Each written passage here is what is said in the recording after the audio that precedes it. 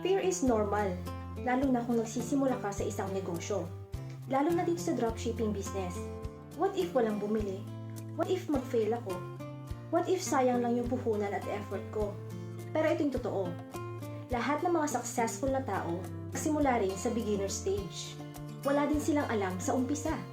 Nagkamali sila, natakot din sila, pero ang pinagkaiba, hindi sila tumigil. Ang fear hindi nawawala, pero natututunan mo siyang lampasan sa pamamagitan ng action. Kahit na maliit na step lang araw-araw, pag-aaral, pag-post, pag-try, yan ang magdadala sa'yo sa progress. Hindi mo kailangan maging perfect para magsimula. Ang kailangan mo lang ay magsimula para maging better. Remember this, hindi failure ang kalaban mo, kundi yung hindi mo pag-try. So kung natatakot ka ngayon, good. Ibig sabihin ay may opportunity kang lumago. Start now and learn as you go. Kasi lahat ng mga successful, nagsimula rin sa kung nasaan sila ngayon.